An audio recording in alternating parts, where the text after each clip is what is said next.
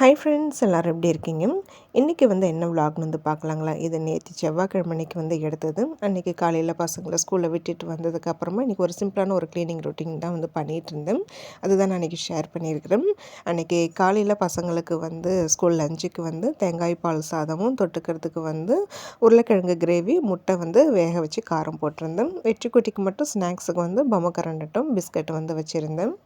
அப்புறம் இந்த உருளைக்கிழங்கு கிரேவி ரெசிபி கேட்டிருக்கீங்க. அது ரொம்ப ரொம்ப சிம்பிளாக தாங்க பண்ணியிருந்தேன். நிறைய விலாகில் ஷேர் பண்ணியிருக்கிறேன். நம்ம சிக்கன் கிரேவி நார்மலாக செய்வோம் இல்லைங்களா, தேங்காய்லாம் அரைச்சி விட்டு சேம் அதே மெத்தடில் தான் சிக்கனுக்கு பதிலாக உருளைக்கிழங்கு போட்டு செஞ்சுருக்கிறேன். அந்த தேங்காய் பால் சாதத்துக்கு வெறுமனையே சாப்பிட்டா நல்லா இருக்காது. அதனால் அந்த கிரேவி ஊற்றி சாப்பிட்டா ரொம்ப நல்லாயிருக்குங்கிறனால தான் கொஞ்சம் சேர்த்தே வச்சுருந்தேன். நைட்டுக்கு சப்பாத்திக்கும் நம்ம அதை யூஸ் பண்ணிக்கலாமேன்ட்டு கொஞ்சம் சேர்த்து தான் வச்சுருந்தேன். ஏன்னா இட்லி மாவு அரைச்சி போடலை, அதனால தான் நைட்டு சப்பாத்தியாக பிளான் பண்ணிக்கிட்டேன். இந்த கிரேவி கொஞ்சம் தான் மீறும். இப்போ இந்த காலையில் தேங்காய் உடச்சது ஒரு 1/4 மூடி இருக்குது. அது அப்படியே இருந்தாலும் மீனாக தான் போகும். நைட்டு கொஞ்சமாக தேங்காய் சட்னி அரைச்சி மீறுற அந்த கிரேவியை வச்சு நைட்டு பொழுது ஓட்டிக்க வேண்டியதான். இன்றைக்கி நைட்டு வேலை ரொம்ப சிம்பிளாக முடிஞ்சிடும். காலை வேலையில் முடிச்சுட்டு நானும் ரெடியாகி பசங்களை ஸ்கூலில் விட்டுட்டு அப்படியே கோயிலுக்கு வந்திருந்தேன். இன்றைக்கி செவ்வாய்க்கிழமைங்கிறனால 2 கோயிலுக்கு போயிருந்தேன். ஃபஸ்ட்டு போகிற அந்த அம்மன் கோயில் க்ளீன் பண்ணிகிட்டு இருந்தாங்க. இப்போ முதல் வெள்ளி ஆடி வெள்ளி அன்றைக்கி ஆடி 1ஆம் தேதி பிறக்குது இல்லைங்களா, அதனால தான் க்ளீன் பண்ணுறாங்கன்னு நினைக்கிறேன். கோயிலுக்கெல்லாம் போயிட்டு வீட்டுக்கு வரத்துக்கு ஒரு 8:45 போல் ஆகிடுச்சி. நேற்று நைட்டுலேருந்து அமாவாசைங்கிறதுனால இன்றைக்கி நான் காலையில் கோலம் போடலை. வீட்டுக்கு வந்ததுமே முதல் வேலையாக சாப்பிட தான் போகிறேன். ஃபஸ்ட்டு டிவியில் சுவாமி பாட்டு போட்டு விட்டுட்டு அதுக்கப்புறமா தான் சாப்பிட போகிறேன்.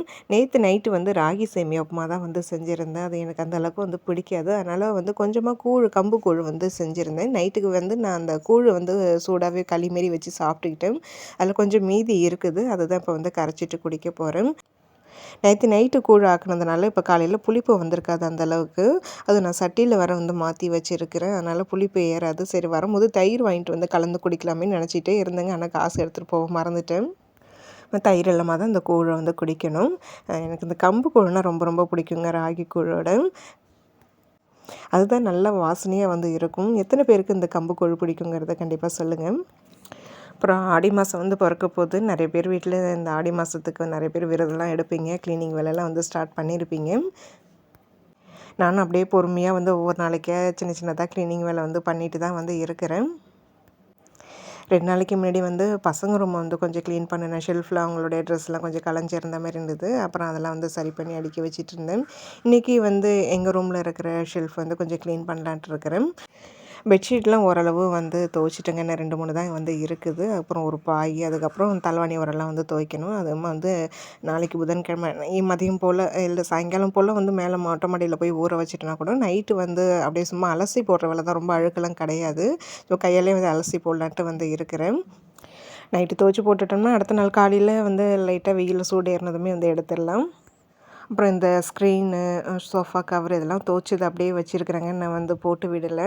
ஒரேடியாக வியாழக்கிழமைக்கு ஃபுல்லாக கொஞ்சம் க்ளீனிங் வேலைலாம் இருக்குது. அதெல்லாம் முடிச்சுட்டு அப்படியே ஃப்ரெஷ்ஷாக போட்டு விட்டுறலான்ட்டு இருக்கிறேன். ஆடி மாதம் வெள்ளிக்கிழமைக்கு பிறக்குது.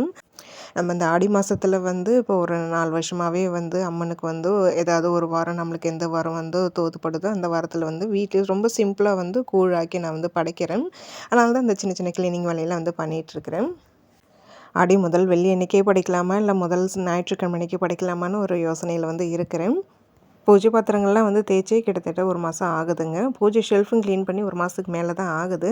சரி ஆடி தான் பிறக்க போகுதே, நம்ம ஒரு அப்போ க்ளீன் பண்ணிக்கலாமேன்னு விட்டுட்டேன். கொஞ்சம் அலுப்பாகவும் இருந்ததுனால பூஜை அந்த ஷெல்ஃப் மட்டும் டெய்லி சாதனா அப்போ தியானம் பண்ணும்போது விளக்கேற்றுறதுனால அதை மட்டும் க்ளீன் பண்ணுறதோடு சரி. ரொம்ப விளக்கெல்லாம் கொஞ்சம் விளக்கேற்றும் போது ரொம்ப கரியாலாம் இருக்கும் இல்லைங்களா, பார்க்க ரொம்ப அசிங்கமாக இருந்தால் அப்போ மட்டும் லைட்டாக கழுவிட்டு யூஸ் பண்ணுறேன். அதுமாரி தான் பண்ணிகிட்ருக்கிறேன். நிறைய சிஸ்டர் சொல்லியிருந்தீங்க அடிக்கடி பூஜை பாத்திரங்கள்லாம் தேய்க்கக்கூடாதுன்ட்டு. அதுக்கு முன்னாடிலாம் நான் செவ்வாய் வெள்ளிலலாம் அடிக்கடி தேய்ச்சிக்கிட்டு தான் இருந்தேன். அதுமாரி சொன்னதுக்கப்புறம் நமக்கு இது தான் சாக்கு அப்படிங்கிற மாரி நமக்கும் கொஞ்சம் அலுப்பாக இருக்குது இல்லைங்களா, வேலை செய்யவே இது தான் சாக்குது அப்படின்ட்டு இப்போல்லாம் நான் ரொம்ப பூஜை பாத்திரங்கள் தேய்க்கிறதே கிடையாது. மாதத்தில் ஒரு 2 தடவை போல் தான் பூஜை பாத்திரங்களே விளக்கி வைக்கிறேன். அதுவும் இந்த கடைசி இந்த 1 மாதமாக பூஜை பாத்திரங்கள் தேய்க்கவே இல்லை. அதனாலே இந்த பூஜை பாத்திரங்கள்லாம் விளக்குறதுலாம் உரங்கட்டி எடுத்து வச்சுட்டு இந்த அகல் விளக்கில் மட்டும்தான் விளக்கேற்றிட்டுருக்கிறேன். வியாழக்கிழமைக்கு தாங்க கொஞ்சம் வீட்டு வேலைகள் அதிகமாக இருக்குது. அன்றைக்கி என்னென்ன வேலை செய்யணும்னு சொல்லிட்டு பிளான் பண்ணி வச்சுருக்கிறேன். எனக்கு இந்த தேங்காய் பால் சாதம்லாம் அந்த அளவுக்கு விருப்பப்படாதுங்க. நான் எனக்கு சேர்த்து செய்யல. எனக்கு சாப்பிடணும் போல இல்ல.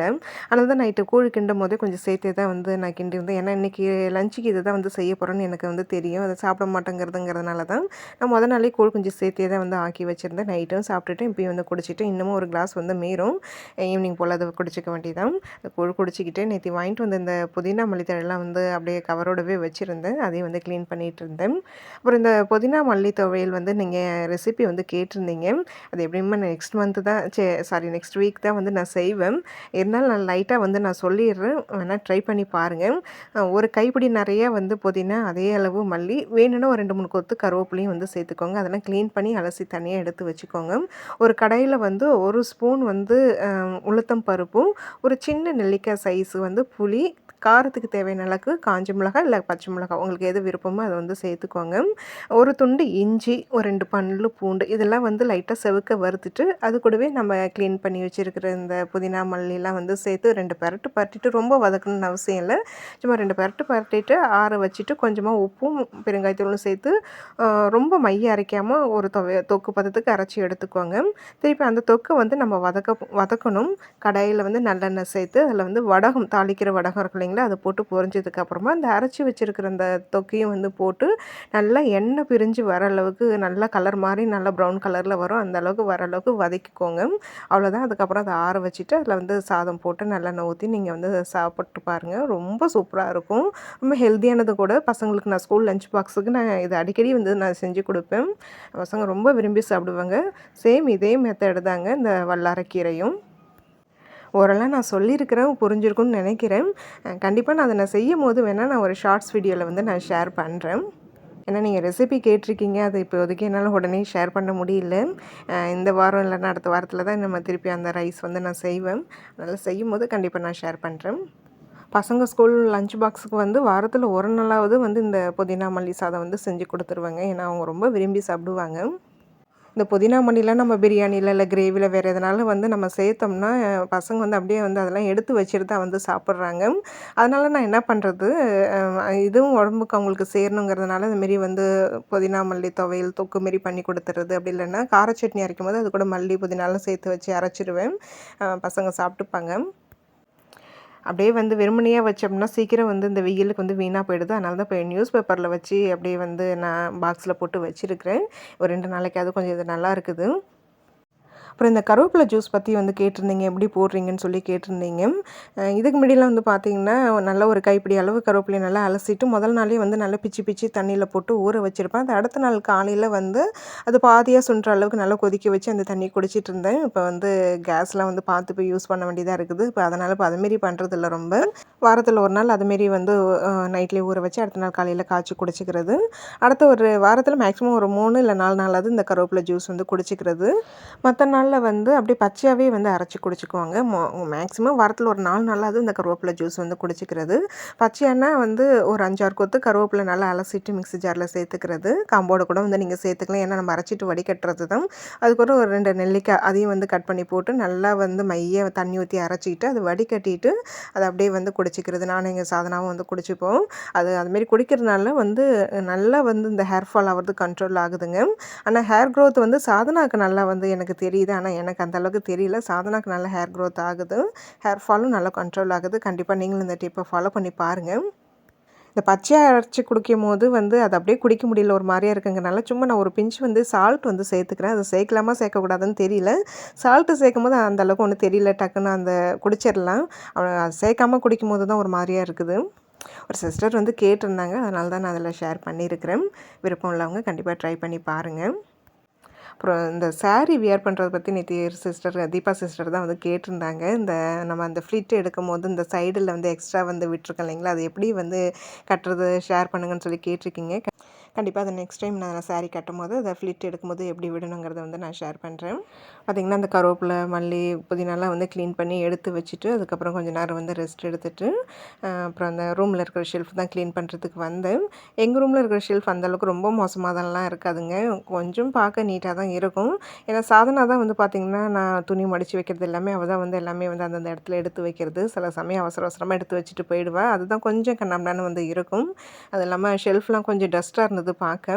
சரி எல்லாத்தையுமே எடுத்துட்டு டஸ்ட்டெல்லாம் தொடச்சி விட்டுட்டு திருப்பி எல்லாமே வந்து ஓரளவு ரொம்ப மடிக்கிற வேலைலாம் இல்லை, கலைஞ்சிருக்கிறத மட்டும் மடித்து திருப்பி அடுக்கி வைக்க போகிறேன். அந்த வேலையை தான் வந்து இன்றைக்கி பண்ணிகிட்டு இருந்தேன். அது இந்த ஷெல்ஃபுங்க பக்கத்தில் அந்த ஹேங்கரில் இருக்குது பார்த்தீங்களா, அதில் தான் சாதனா அப்பா வந்து ட்ரெஸ்லாம் மாட்டி விட்டுட்டே இருப்பாங்கங்க. எனக்கு அதுதான் வந்து பிடிக்காது. அதை அப்பப்போ எடுத்து மடித்து வச்சுக்கிட்டே இருப்பேன்.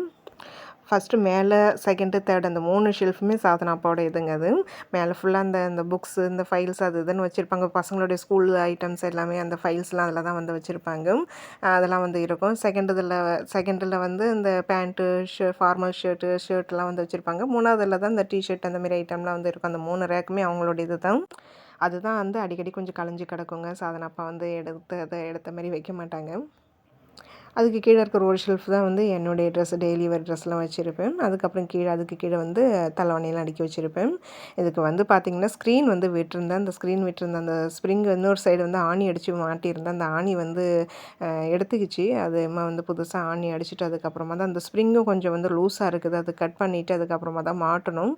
அது செய்யுங்கிறேன். அவங்களுக்கும் அந்த டைம் இல்லை, அது செய்கிறதுக்கு ஞாபகமும் இல்லை, மறந்து போயிடுது. அதனால் ஸ்க்ரீன் போடாமலே இருக்குது. ஸ்க்ரீன் போடாமல் இருக்கும்போது வந்து கலைஞ்சிருந்தா அப்படியே நம்மளுக்கு பார்க்கும்போது அப்படியே தெரியுது இல்லைங்களா, பார்க்க டென்ஷனாக இருக்குது. அதனாலே நான் அப்பப்போ இந்த ரூமில் இருக்கிற ஷெல்ஃப் வந்து கொஞ்சம் க்ளீன் பண்ணி அடுக்கி வச்சுக்கிட்டே இருப்பேன். ஸ்க்ரீனோ இல்லை டோரோ இருந்திருந்தா கலைஞ்சிட்டுனா கூட நம்மளுக்கு அந்தளவுக்கு தெரியாது இல்லைங்களா, அது இல்லாமல் இருக்கிறனால தான் பார்க்க ரொம்ப அசிங்கமாக இருக்குது. கண்டிப்பாக ஆனால் ஸ்க்ரீன் போட்டு விடணும். சாதனா அப்பாவோட இந்த ஷர்ட்லாம் வந்து பார்த்திங்கன்னா வந்து ரொம்ப வந்து போடுறதே கிடையாதுங்க. ரொம்ப யூஸ் இல்லை அவங்களுக்கு. ஏன்னா ஆஃபீஸ்க்கு அவங்களுக்கு யூனிஃபார்ம்ங்கிறதுனால மற்ற ஷர்ட்லாம் வந்து எங்கேயாவது வெளியில் போனால் வந்தால் தான் போடுறது. மற்ற இங்கே லோக்கலுக்கு போடுறதெல்லாம் வந்து போட்ட ட்ரெஸ்ஸே தாங்க திருப்பி திருப்பி அதையே தான் வந்து போட்டுட்ருப்பாங்க. அதனாலேயே வந்து பார்த்திங்கன்னா அவங்களுக்கு ஷர்ட் ரொம்ப எடுக்கிறது கிடையாது. சாதனா அப்பாவுடைய ட்ரெஸ்ஸுன்னு சொல்லிட்டு மொத்தமாகவே அந்த 2 ரேக்கில் இருக்குது பார்த்தீங்களா, அது மட்டும்தான். மற்றபடி வேறு எதுவுமே அந்த பீரோலலாம் அவங்களுடைய இதில் திங்ஸ் எதுவுமே வந்து இருக்காது.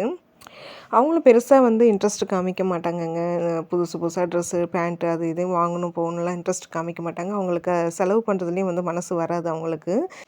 நாங்கள் எது கேட்டாலுமே வந்து உடனே வாங்கி கொடுப்பாங்களே தவிர, அவங்களுக்கு ஏதாவது ஒன்று வாங்கினோம்னா வந்து அவ்வளோ யோசிப்பாங்கங்க. இப்போ அது அவசியமா அப்படின்லாம் யோசித்து பார்த்து தான் அவங்களுக்கு தேவையானது எல்லாமே வந்து வாங்குவாங்க, செலவும் பண்ணுவாங்க. அப்புறம் என்னுடைய டெய்லி வேர் கலெக்ஷன் பற்றி வந்து ஒரு சிஸ்டர் கேட்டிருந்தாங்க.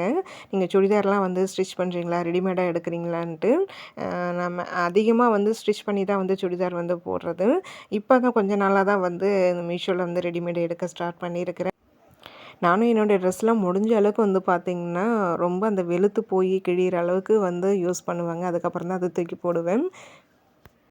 போட்டதே திருப்பி ரிப்பீட்டடாக அதே தான் வந்துட்டுருக்கும். உங்களுக்கு விலாகில் பார்க்கும்போதே தெரியும். எனக்கு டெய்லி வேர் கலெக்ஷன்லாம் ரொம்ப கிடையாது. ரொம்ப கம்மி தான். அந்த ஒரு ஷெல்ஃபில் இருக்கிறது தான். புதுசு, பழசு எல்லாமே அந்த ஷெல்ஃபில் தான் வந்து வச்சுருக்கிறேன். சாரீஸ் மட்டும்தாங்க வந்து பீரோவில் இருக்கும். மற்றபடி வந்து இந்த சுடிதார் எல்லாமே அந்த ஒரு ஷெல்ஃப்லேயே வந்து அடுக்கி வச்சுருப்பேன். க்ளீன் பண்ணுறதுக்கு முன்னாடி பார்த்துருப்பீங்க. க்ளீன் பண்ணதுக்கப்புறம் ஓரளவாவது பார்க்குற மாதிரி வந்து இருக்கும்னு நினைக்கிறேன். இப்போ இதுக்கு ஸ்க்ரீன் போட்டால் வந்து கொஞ்சம் நல்லாயிருக்கும். அந்த க்ளீனிங் வேலையெல்லாம் வந்து முடிச்சுட்டு, அதுக்கப்புறம் அன்றைக்கி ஷேர் பண்ண வேண்டிய வீடியோவுக்கு வந்து வாய்ஸ் கொடுத்து அதெல்லாம் வந்து ஷேர் பண்ணிவிட்டு கொஞ்ச நேரம் ரெஸ்ட் எடுத்துகிட்டு, அதுக்கப்புறமா வந்து அன்றைக்கி செவ்வாய்க்கிழமைங்கிறனால இந்த மதியம் வந்து 1 to 2 செவ்வாய் வரையில் வந்து வெற்றிலை தீபம் வந்து போடுவேன். இன்றைக்கி ரொம்ப ரொம்ப சிம்பிளாக தாங்க வந்து நான் வெற்றிலை தீபம் வந்து போட்டேன். காலையில் பால் எடுத்து வைக்க மறந்துட்டேன். நம்ம சின்னதாக ஒரு வேல் வச்சுருக்கோம். வேலுக்கு எப்போதுமே பால் அபிஷேகம் வந்து பண்ணுவோம். இன்றைக்கி காலையில் பால் எடுத்து வைக்க மறந்துட்டேன். அதனால் வந்து இன்றைக்கி அபிஷேகம் பண்ணல. சும்மா அந்த ஷெல்ஃப் வந்து நைட்டே வந்து க்ளீன் பண்ணி தான் வச்சுருந்தேன். கோலம் போட்டுட்டு வெற்றிலை தீபம் வந்து போட்டேன். பூவும் வந்து 1, 2 பூ தான் வந்து இருந்து ஒரே ஒரு செம்பருத்தியும் அந்த 2 எல்லோ கலரில் அந்த அரளிப்பூன்னு வந்து சொல்லியிருந்தீங்க. அந்த பூ மட்டும் தான் அதை வச்சு வந்து சாமிக்கு வைக்கலாமா வைக்கக்கூடாதுன்னு தெரியல. இதனால் நான் வந்து அந்த பூ வச்சு தான் வந்து இன்றைக்கி சாமி கும்பிட்டேன். மாதுளம்பழம் ஒன்று இருந்தது, அதை வச்சு இன்றைக்கி வந்து சாமி கும்பிட்டுக்கிட்டேன். அது மற்றபடி வேறு எதுவும் பிரசாதம்லாம் வந்து இல்லைன்னா இந்த நட்ஸு, கல்கண்டுலாம் இருக்கு இல்லைங்களா, அதை வச்சு படைச்சாலே போதும். ஒரு சிஸ்டர் கூட கேட்டிருந்தாங்க, வெற்றிலை தீபம்லாம் வந்து போடுறீங்களா அப்படின்னு சொல்லிட்டு. ஏன்னா இதுக்கு முன்னாடி நான் ஷார்ட்ஸ் வீடியோவில் வெற்றிலை தீபம் போட்டாலே ஷேர் பண்ணிகிட்டு இருந்தேன். இப்போ வந்து நம்ம 48 வாரம் தொடர்ந்து வந்து முடிச்சாச்சு. அதனால் வந்து இப்போ நான் ஷேர் பண்ணுறதில்ல, அதனால் கூட கேட்டிருந்துருக்கலாம். தொடர்ந்து செவ்வாய்க்கிழமை, தேய்பிறை, வளர்பிறை, சஷ்டி, கிருத்திகளுக்கெல்லாம் வந்து வெற்றிலை தீபம் வந்து போட்டுட்டு தான் வந்து இருக்கிறேன். சாமி கும்பிட்டுட்டு அதுக்கப்புறமா வந்து சாப்பிட போகிறேன். கோதுமை தோசை தான் ஊத்திட்டு இருந்தேன். எனக்கு காலையில் செஞ்ச சாப்பாடு வந்து எனக்கு அந்த அளவுக்கு விருப்பப்படாதுங்கனால எனக்கு சேர்த்து செய்யல. காலையில் கூழ் குடிச்சிட்டு மதியம் கோதுமை தோசை சாப்பிட்டுக்கலாங்கிற பிளானில் தான் இருந்தேன். ஏன்னா அந்த கிரேவியும் கொஞ்சம் இருக்குது. ஒரு தோசை 2 தோசை வர மாரி தான் வந்து கரைச்ச மாவு. ஆனால் ஒரு தோசை தான் வந்து சாப்பிட்டேன். ஒண்ணே வந்து கொஞ்சம் பெருசா ஊத்தி சாப்பிட்டுக்கிட்டேன். சில சமயம் எனக்கு வந்து காலையில் செய்யறது அந்த அளவுக்கு வந்து விருப்பப்படலை, பிடிக்கலன்னா வந்து அதுக்கப்புறம் வந்து பகல் டைமில் எனக்கு பிடிச்ச மாரி ஏதாவது வந்து செஞ்சு சாப்பிடுவேன். ஆனால் இன்றைக்கி அதுவும் வந்து எனக்கு தோணலை, எதுவும் செய்யணும்னு கூட தோணலை. அதனால் ரொம்ப சிம்பிளாக வந்து 2 வேலையுமே வந்து விட்டாச்சு. தோசை ஊற்றிட்டு அப்புறம் பசங்களுக்கு இன்றைக்கி ஸ்நாக்ஸ் கூட வந்து எதுவும் செய்யலை. லெமன் ஜூஸ் தான் வந்து போட்டு எடுத்துகிட்டு போகிறேன். அதுதான் வந்து தோசை ஊற்றிட்டு ரெடி பண்ணிகிட்டு இருந்தேன். இன்றைக்கி வந்து பார்த்திங்கன்னா விலாக் இதோட வந்து முடிச்சுக்கிறேன். காலையிலேருந்து மதியம் வரைக்கும் இன்றைக்கி என்னோடய வேலைகள் பொழுதெல்லாம் இப்படி தான் வந்து போச்சு. இதுதான் நான் இன்றைக்கி ஷேர் பண்ணியிருக்கிறேன். கண்டிப்பாக உங்களுக்கு வந்து வீடியோ பிடிச்சிருக்கும்னு நினைக்கிறேன். வீடியோ பிடிச்சிருந்தால் லைக் பண்ணுங்கள். நாளைக்கு இன்னொரு இன்ட்ரெஸ்டிங்கான ஒரு விலாகில் வந்து பார்க்கலாம்.